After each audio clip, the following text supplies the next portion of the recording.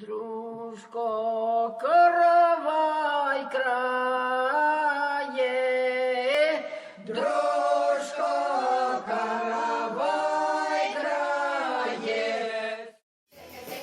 Zeka bibi soğuk kelime, zeka bibi soğuk kelime. Barışır olimel felifel selimbe, barışır olimel felifel selimbe.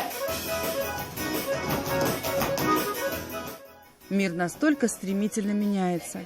Совсем недавно мы, чтобы не остаться на обочине мировых трансформаций, должны были каждый день усваивать массу новой информации и ежечасно повышать свою квалификацию. А сейчас время словно замедлило свой ход. И у всех у нас появилась уникальная возможность заглянуть в свой внутренний мир, побыть наедине с собой. Интеллект по-прежнему остается главным ресурсом, а его потенциал формируется практически с рождения. Еще Михаил Васильевич Ломоносов говорил о важной роли принципа народности как условия приобщения детей к родным местам, традициям своего народа. Он выступал за образование детей на родном языке, с учетом особенностей национальной культуры, науки и просвещения.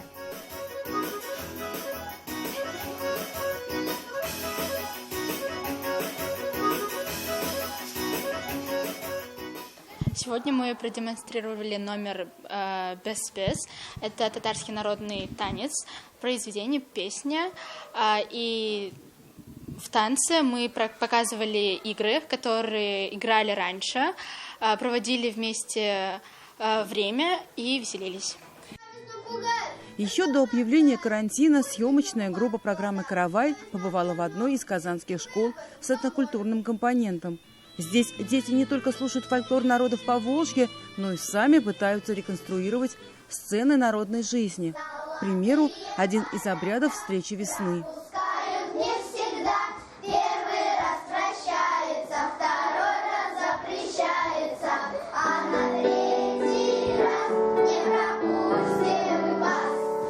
Приобщение детей к народным традициям – это своеобразная ступень в постижении многогранной культуры народа.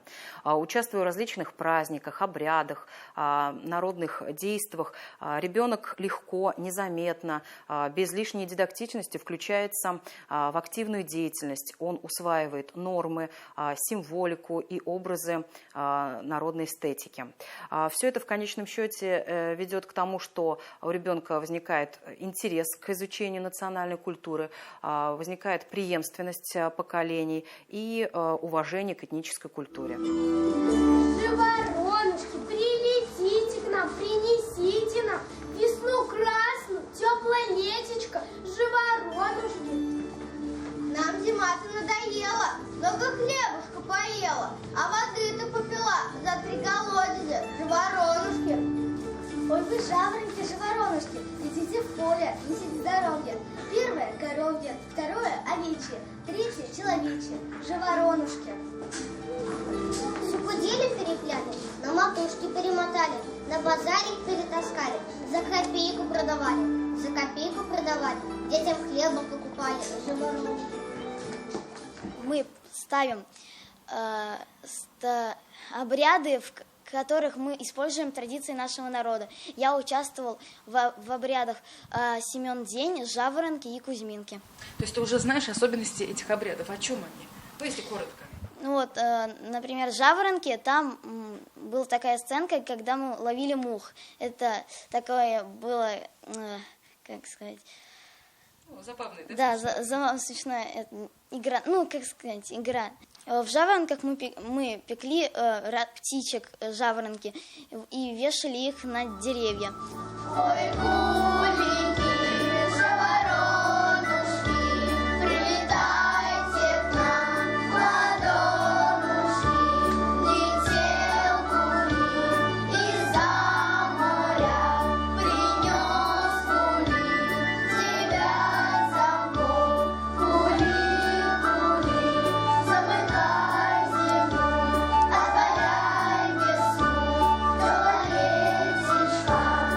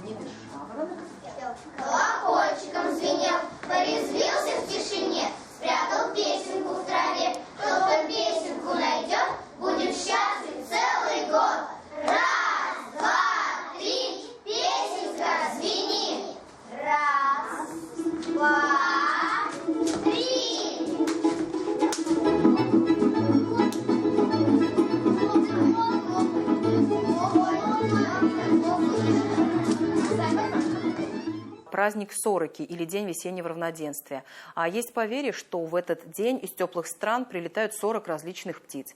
Первыми возвращаются кулики да жаворонки, которые несут на крыльях весну. В старину люди верили, что именно с прилетом птиц наступает весна. И говорили, как птицы прилетят, так и теплота пойдет. Жаворонок – одна из чистых божьих птиц. Существует легенда, что Бог подбросил вверх комочек земли и превратил его в серую, как земля, птичку, жаворонка. Как божью птицу жаворонка запрещалось употреблять в пищу, а убить считалось великим грехом. Жаворонка называли певцом Божьей Матери.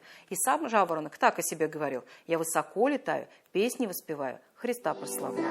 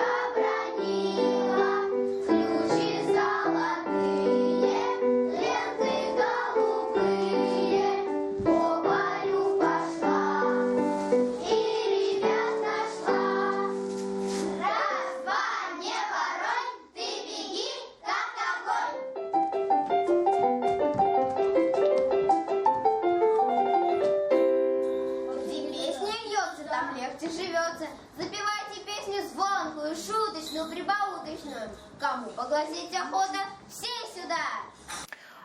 В этом учебном году мы привлекли к постановке вот этого обряда, этого народного праздника учеников 3-4 классов.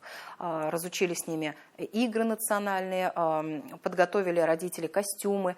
В дальнейшем мы планируем привлечь к данной деятельности всех учеников начальной школы, потому что именно ранний школьный возраст очень способствует развитию национальной культуры, приобщению к народным традициям.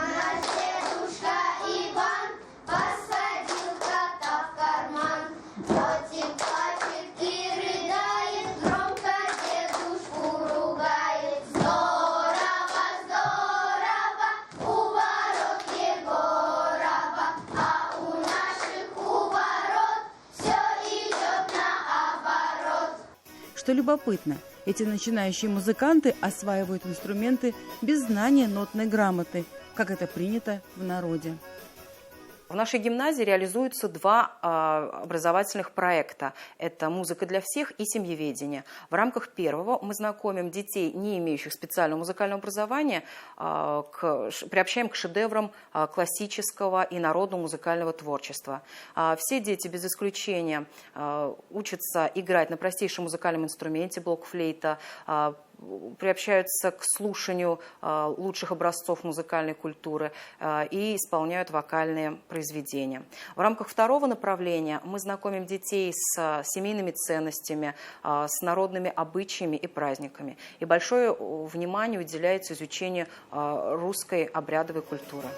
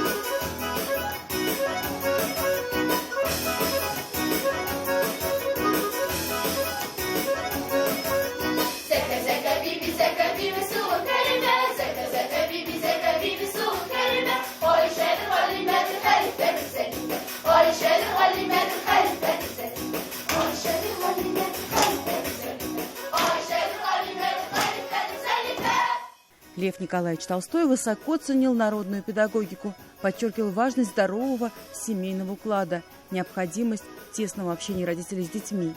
Все это он реализовал в практической деятельности в Яснополянской школе, где создавалась атмосфера бережного, внимательного, заботливого отношения педагогов к личности ребенка, его потребностям и интересам, к его творчеству и любознательности. Постановка национального обряда – это длительная, кропотливая работа. Она предполагает выполнение целого ряда задач. Для начала мы выбираем сюжет, который должен обладать каким-то воспитательным потенциалом и должен соответствовать возрастным особенностям детей. Далее это пошив костюмов. В этой работе задействовано большое количество педагогов, обладающих определенным опытом, а также неоценимая помощь родителей. Далее мы работаем над вокальными, хореографическими, инструментальными партиями и затем соединяем. Сложность заключается в том, что в нашем коллективе, который называется «Вместе ярче», принимают участие дети разных возрастов, ученики 2-9 классов. И, конечно, сложность в том, что нужно найти общее время для совместных сводных репетиций. Наш коллектив называется «Вместе ярче». Это название не случайно. Оно обусловлено тем, что здесь занимаются дети 2 кружков – музыкального и хореографического. Кроме того, это дети разных возрастов, со 2 по 9 класс. Есть сложности в создании такого смешанного коллектива. Это разные интересы, разный уровень подготовки детей. Но в то же время именно совместная деятельность наша коллективная способствует тому, что мы достигаем определенных результатов. И наш коллектив является участником и лауреатом многих национальных конкурсов, в частности «Ватан», «Безбергя», «Орлята учатся летать», «Этномириада» и другие.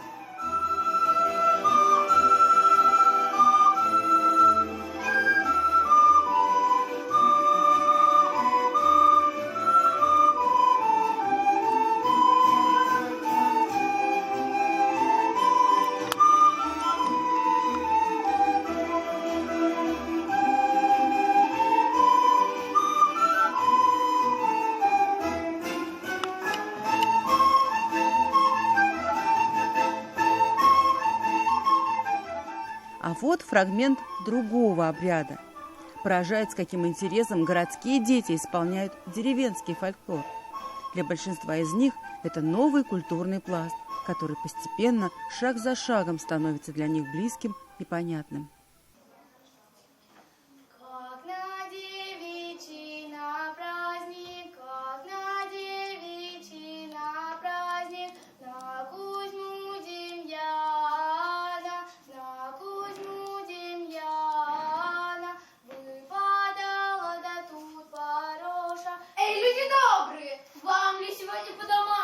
Да в окна глядеть. Вам ли сегодня печалиться, грустить да туманить? Здорово живете, девчата! Принимайте гостей! Милости просим, мимо ворот щей хлебать. Зачем пожаловали? Ведь сегодня ж праздник. Кузьминки по осени поминки, Кузьминки встреча зимы. Ой, богат будет стол, сегодня всыпчину да всклачено. Тут и каша, и лепешки, и пироги, и яички. А вот и курничек вас дожидается. На Кузьму Демьяна всегда курники пекли. Кузьминки – куриные именины. Святые братья почитаются хранителями святости и христианского брака, устроителями супружеской жизни. Кузьма с Демьяном – большие работники. Они кузнецы, они плотники. Парням помогают хлеб молотить, девушкам пряжу вить. Они охраняют наш дом от беды, от всякого лиха. Идут кузнецы из кузницы, несут кузнецы 2 молота. Галки, воровы, собирайтесь к нам, варите кутью, поминать Кузьму. Хозяева! Кузнецы нужны? А что вы делать-то умеете? Мы все умеем. Кузнец молодец, расковался жеребец. И подку его опять. А чего не подковать? Вот гвоздь! Вот подкова, Раз, два и готово. Мы показали обряд, который называется Кузьминки. Праздник отмечается 14 ноября и символизирует проводы осени, наступление зимы. Праздник, его покровителями являются святые православные, святые, христианские святые Кузьма и Демьян. Они были покровителями кузнечного дела, рукоделия, они были врачевателями, они лечили людей безвозмездно и получили название бессеребренники. А в сакральном смысле Кузьма и Демьян являются покровителями семейного счастья, поскольку они на небесной наковальне сковывают брачную цепь, чтобы семьи до старости не расставались и жили в мире и согласии. Подкуй его опять! А чего не подковать? Вот гвоздь. Вот подкова, Раз, два и готово.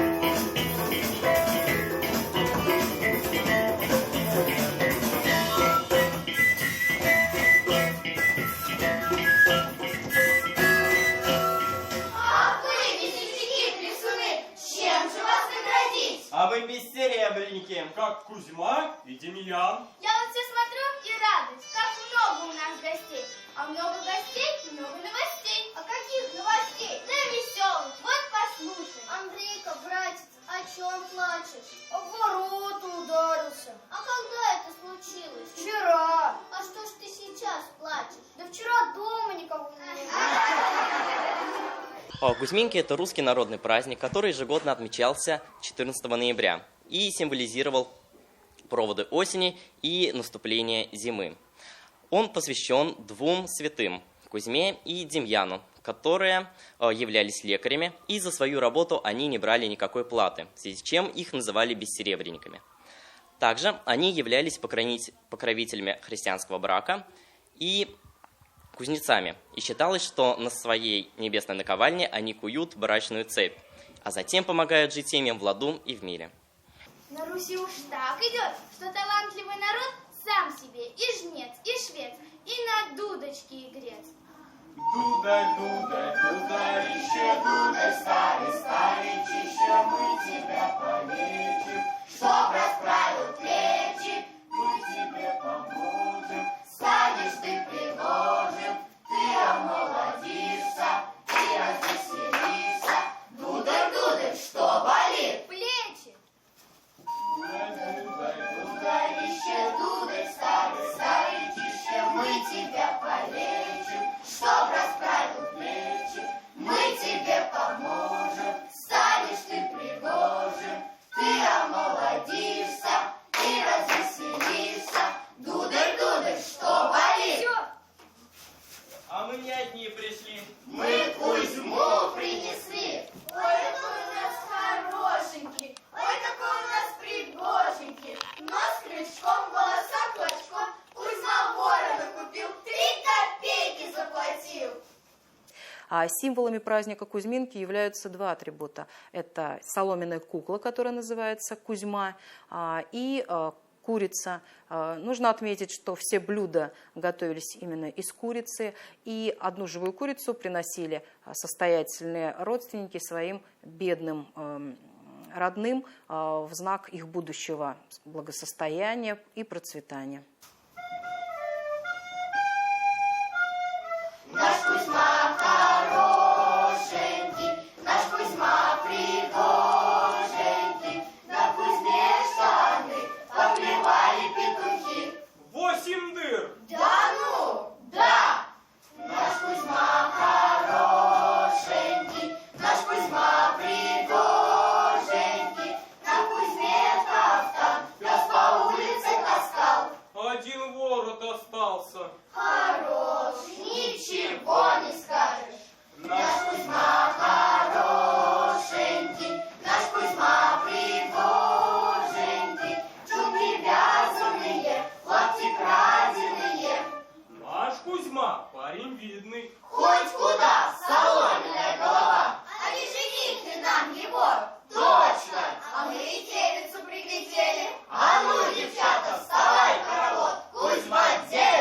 Создание костюмов для наших обрядов – это большая проблема, но проблема сложная и творческая.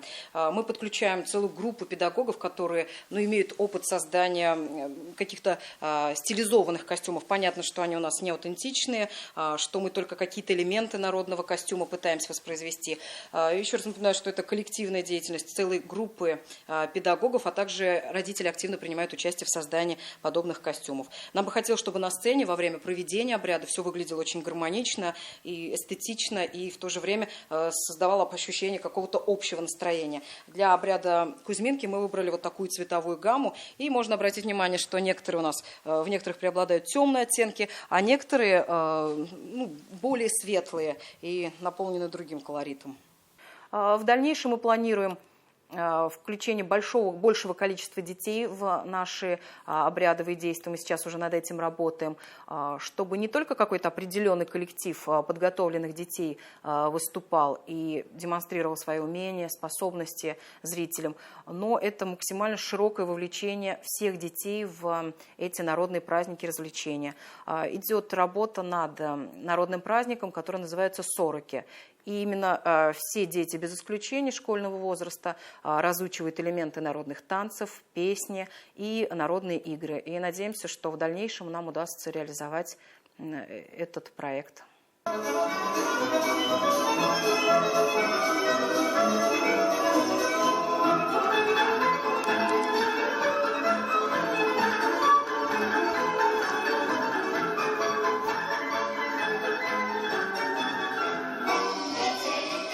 Педагог Ушинский также считал идею народности основой воспитания, развития и обучения детей. Он писал: «Воспитание, если оно не хочет быть бессмысленным, должно быть народным». По его мнению, изучение таких предметов, как география, естествознание, история, должно строиться на краеведческой основе. Он же предостерегал от слепого копирования опыта воспитания других народов и говорил, что у каждого народа есть своя особенная национальная система воспитания, своя особая цель и свои особые средства к достижению этой цели. Под народностью он понимал стремление народа сохранить свое национальное «я», язык, самосознание, характер, преемственность истории народа. На наковальне. Они выковывают брачную цепь, а затем помогают жить семьям в ладу и в мире. Батюшка Кузьма Демьянский нам свадебку крепко-накрепко. До седой головушки, до долгой породушки. Каравай крае,